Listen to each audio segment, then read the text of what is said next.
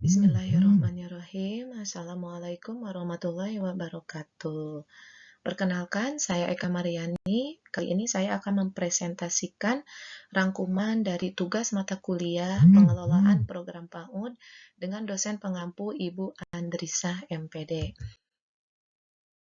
Disusun oleh saya sendiri, Eka Mariani, dengan NIM 200700062. Pembahasannya kali ini tentang 8 standar nasional pendidikan anak usia dini. 8 standar nasional tersebut meliputi standar isi, standar proses, standar kompetensi kelulusan, standar pendidik dan tenaga kependidikan, standar sarana dan prasarana, standar pengelolaan, standar pembiayaan, dan standar evaluasi. Nah, selanjutnya ada standar kompetensi lulusan, di mana standar kompetensi lulusan ini yaitu menetapkan hasil yang diharapkan dari pendidikan anak usia dini, terus ada fokus pada perkembangan holistik anak, termasuk aspek kecerdasan, keterampilan, dan nilai-nilai. Nah, dengan menetapkan standar kompetensi lulusan ini, pendidikan anak usia dini bertujuan untuk memberikan landasan yang kuat bagi perkembangan anak secara menyeluruh, sehingga mereka dapat tumbuh dan berkembang sebagai individu yang berkompeten dan bertanggung jawab. Standar yang pertama yaitu standar isi, di mana menetapkan kompetensi yang harus dimiliki oleh anak usia dini. Yang kedua ada mengacu pada perkembangan fisik, kognitif, sosial, dan emosional. Nah, standar isi PAUD ini menetapkan kompetensi yang seharusnya dimiliki oleh anak usia dini sebagai target pencapaian dalam proses pendidikan. Mengacu pada perkembangan fisik, kognitif, sosial, dan emosional, berarti bahwa standar ini memperhatikan berbagai aspek perkembangan anak secara menyeluruh. Dengan memperhatikan aspek-aspek ini, standar isi pendidikan anak usia dini bertujuan untuk memberikan landasan yang kokoh bagi pengembangan kompetensi anak usia dini secara seimbang dan holistik. Selanjutnya ada standar proses, di mana standar proses meliputi menekankan pendekatan pembelajaran yang berpusat pada anak. Yang kedua ada mendorong guru untuk menggunakan metode kreatif dan inovatif.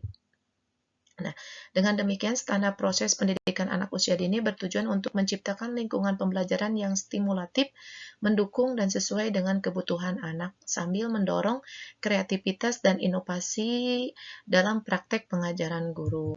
Selanjutnya ada standar pendidik dan tenaga kependidikan, di mana meliputi menetapkan kualifikasi dan kompetensi bagi guru dan tenaga pendidikan PAUD.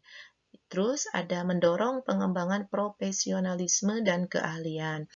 Nah, dengan demikian standar pendidikan dan tenaga kependidikan PAUD tidak hanya menetapkan standar minimum, tetapi juga mendorong pertumbuhan profesional dan pengembangan keterampilan agar pendidik PAUD dapat memberikan pelayanan yang terbaik untuk perkembangan anak-anak.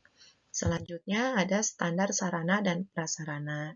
Nah, standar sarana dan prasarana ini meliputi mengatur kebutuhan fisik dan lingkungan pembelajaran yang mendukung. 2. Menjamin keamanan dan kesehatan anak selama proses belajar.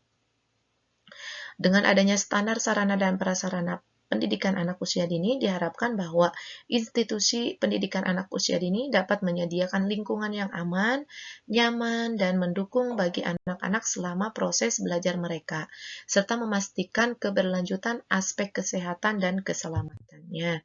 Selanjutnya ada standar pengelolaan PAUD. Standar pengelolaan ini menetapkan prinsip pengelolaan institusi PAUD, memastikan tata kelola yang baik untuk mendukung efektivitas dan efisiensi.